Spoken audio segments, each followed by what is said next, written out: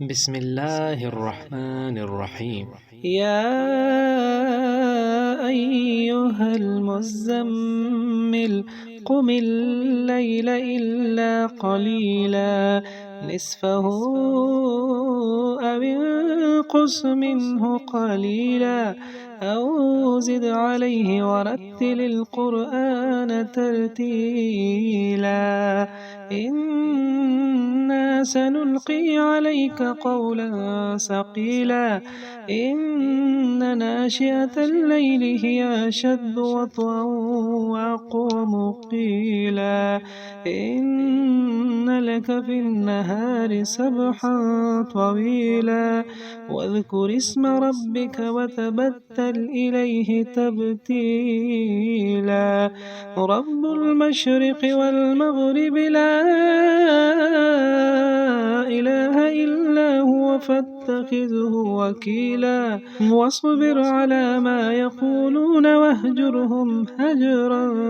جميلا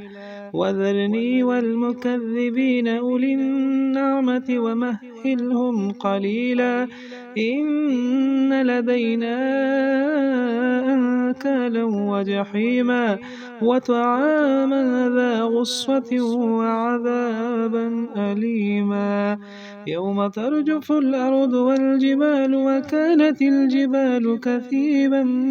مهيلا إنا أرسلنا إليكم رسولا شاهدا عليكم كما أرسلنا إلى فرعون رسولا فعصى فرعون الرسول فأخذناه أخذا وبيلا فكيف تتقون إن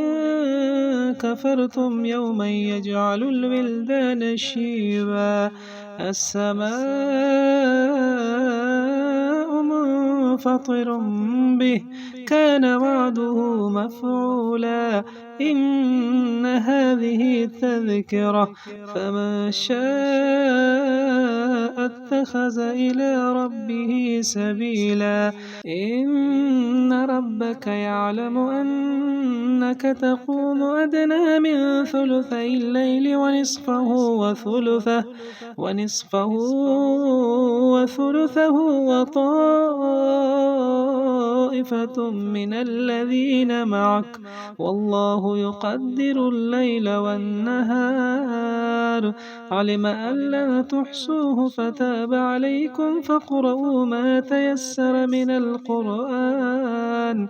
علم أن سيكون منكم مرضى وآخرون يضربون في الأرض يبتغون من فضل الله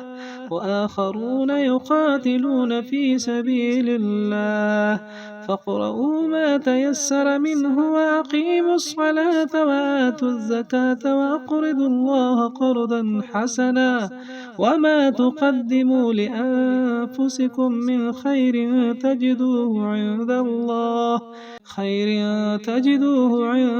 الله هو خيرا وأعظم أجرا واستغفروا الله إن الله غفور رحيم صدق الله العظيم.